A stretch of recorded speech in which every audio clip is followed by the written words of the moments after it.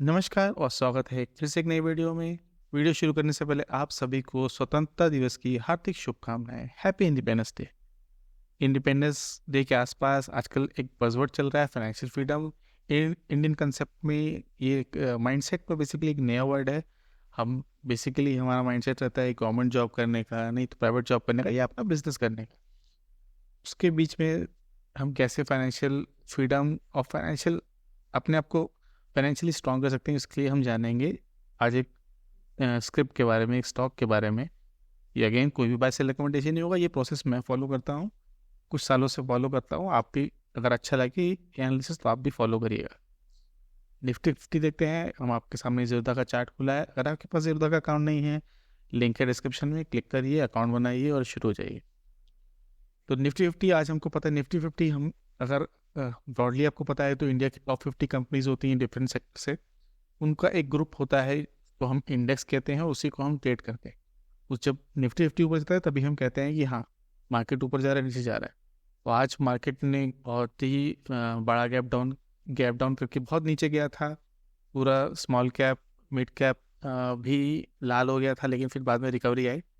आज हम इसको चेंज करते हैं हम 5 मिनट पे। 5 मिनट कैंडल पे देखोगे तो एक बहुत ही बड़ा सा डिप आया था, उसके बाद वापस रिकवरी आई और फिर लास्ट बुकिंग आई। कुल मिला के ग्रीन में ही क्लोज हुआ था, बहुत minutely, thanks to Reliance and Infosys. जो बेसिकली निफ्टी 50 का या कोई भी इंडेक्स होता है, स्टॉक मार्केट या एक इंडेक्स है, बेसिकली क्राफ्ट इस तरह से किया होता है कि वो हमेशा ऊपर जाएगा। अगर उस स्टेट, उस कंट्री में ग्रोथ हो रही है तो आपका मार्केट कंटिन्यूसली मूव करता रहेगा। जनरली माना जाता है कि निफ्टी 50 ऑन एन एवरेज 15% यानी 15% का आपको रिटर्न देता है एनुअली। हाँ, आप एक पर्टिकुलर ईयर में नहीं कर सकते, लेकिन एक्यूमुलेटिव 3-4 पीरियड साल में आप देखोगे तो इतना बेसिकली वो कर देता है। इसको प्ले कैसे कर सकते हैं? अगर निफ्टी 50 हम डायरेक्टली परचेज तो नहीं कर सकते कि हम निफ्टी 50 गए, बाय कर लिया और हमारे पास आ गया, ऐसा नहीं हो सकता। उसको प्ले करने के दो तरीके हैं। एक होता है इंडेक्स फंड और एक होता है निफ्टी पे। इंडेक्स फंड क्या होता है? अगर आप इंडेक्स फंड नहीं जानते तो एक निफ्टी 50 के जो वेटेज होता है उसको कॉरस्पॉन्डेंस करके एक तरह का म्यूचुअल फंड होता है, आप उसमें इन्वेस्ट करोगे SIP के थ्रू या लमसम के थ्रू, तो भी आपको सेम वेटेज के अनुसार आपको कुछ यूनिट्स मिलेंगी और आप उसको बेच सकते हो। अगर आपके पास ज़ीरोधा का अकाउंट है, अगर आप कॉइन में जाओगे, अगर आप, मैं जाता हूँ यहाँ पे म्यूचुअल फंड्स पे मैं क्लिक करता हूँ। म्यूचुअल फंड्स में बहुत सारी कैटेगरी होती है, मैं एक्सप्लोर करता हूँ। इक्विटी में जाऊँगा, इक्विटी में मैं जाऊँगा लो कॉस्ट इंडेक्स फंड में, तो इसमें बहुत सारे आ जाएंगे। लेकिन यहाँ इशू क्या है? यहाँ है एक्सपेंस रेशो। ये जो TER है, एक्सपेंस रेशो है, किसका है? 0.2%, 0.7%। मतलब 100 रुपये में से 0.2% जो म्यूचुअल फंड का मैनेजर है वो ले लेगा।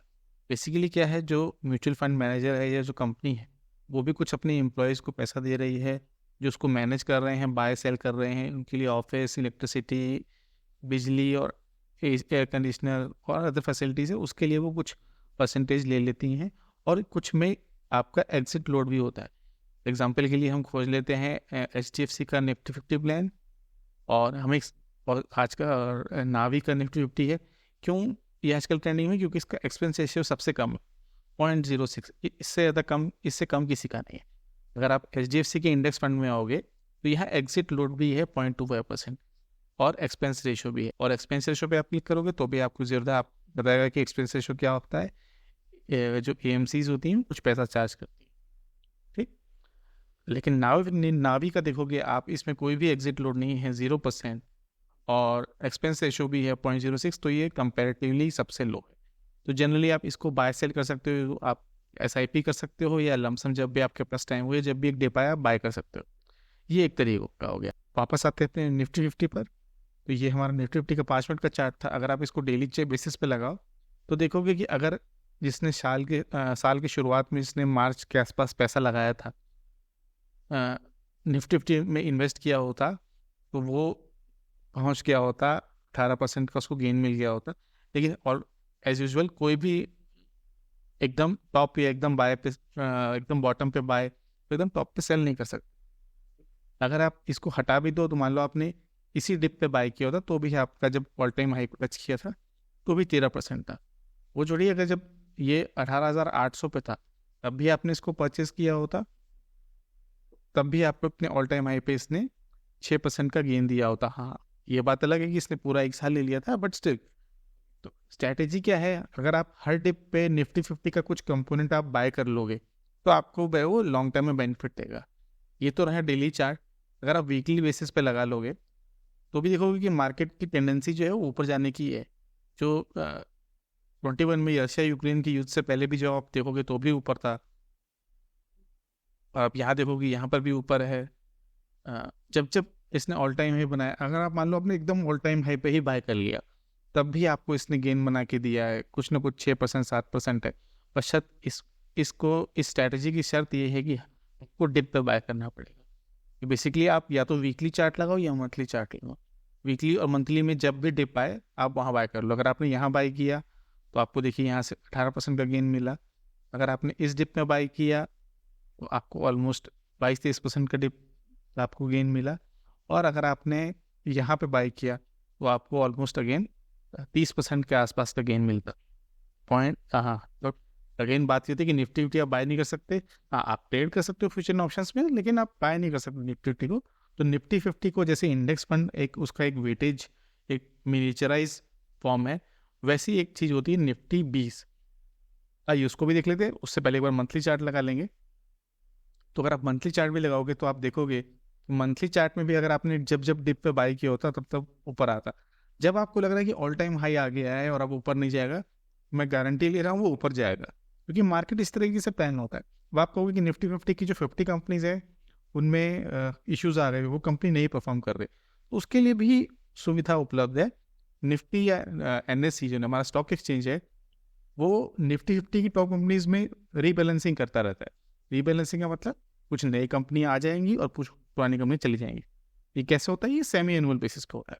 मैं लिंक शेयर कर दूंगा। अगर आप देखोगे निफ्टी 50 का, अगर आप देखोगे ये एक आर्टिकल है या एक PDF है जहाँ उन्होंने रीबैलेंसिंग की हुई थी। आप यहाँ पे देखोगे आपको वेटेज दिख जाएगा कि इस कंपनी का कितना वेटेज है। HDFC बैंक सबसे ऊपर बैठा हुआ है।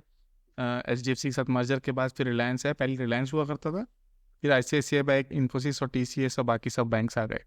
अगर आप इसमें देखोगे नीचे तो यहाँ एलिजिबिलिटी क्राइटेरिया लिखा हुआ है, क्या क्या होना चाहिए। फेनो की कंपनी होनी चाहिए, कितना वो होना चाहिए, फ्री फ्लोट, वो सब आपको डिटेल मिलेगी।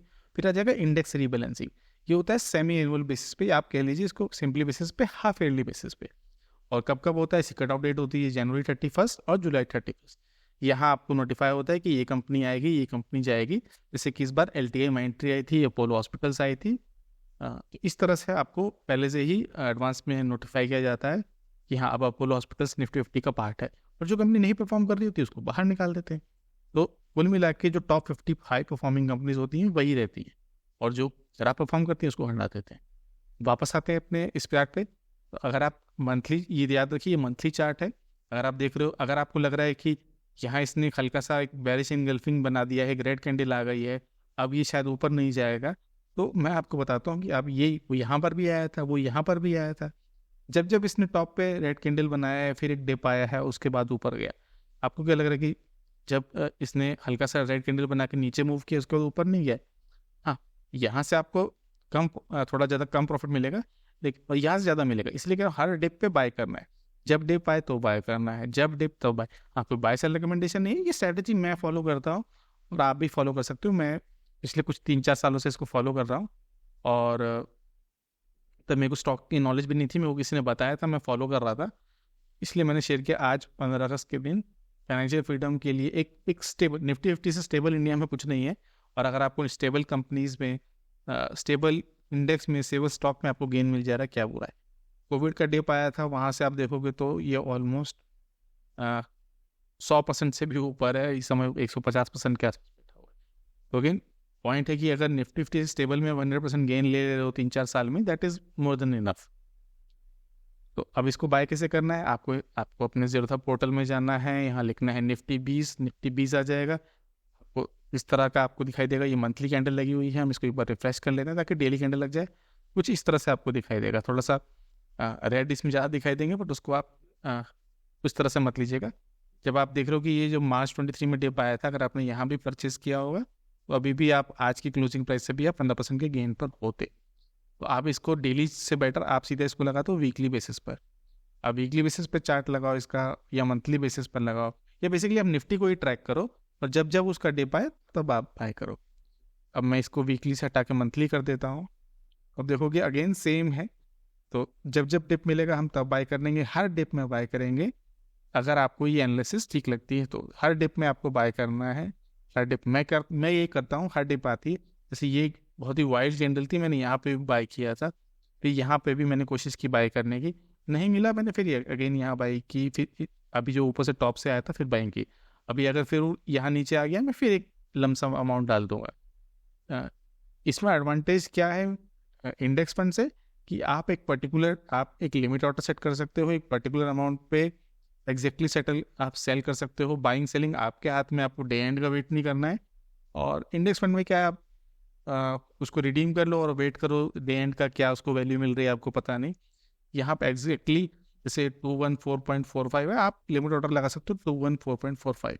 कंट्रोल थोड़ा आपके हाथ में रहता है, और आपके पास एग्जिट लोड भी नहीं है और एक्सपेंस रेशियो भी नहीं है, क्योंकि निफ्टी फिफ्टी काम है बेसिकली सब कम लोग ट्रैक करते हैं, तो आपको पर्टिकुलरली ट्रैक करके मेंटेनेंस करने की जरूरत है नहीं। आप बहुत इजीली इसको फॉलो कर सकते हो। अगर आप मूविंग एवरेज भी लगाओगे यहाँ पे तो देखोगे कि हमेशा ये ऊपर ही जा रहा है और हमेशा ये ऊपर ही जाता रहेगा। तो ये एक क्विक वीडियो था फाइनेंशियल फ्रीडम के लिए, कि 15 अगस्त के रिलेटेड। अगर आपको ये वीडियो अच्छा लगा हो तो आप प्लीज़ शेयर करिएगा। हम एक नए चैनल है, हमें सब्सक्राइबर्स की बहुत ज़रूरत है। अगर आप सब्सक्राइब करेंगे तो हमें थोड़ी हेल्प मिलेगी, हमारा वीडियो और भी लोगों तक पहुँचेगा। कैसे लगे आपको एनालिसिस जरूर शेयर करिएगा। वीडियो को देखने के लिए बहुत बहुत धन्यवाद।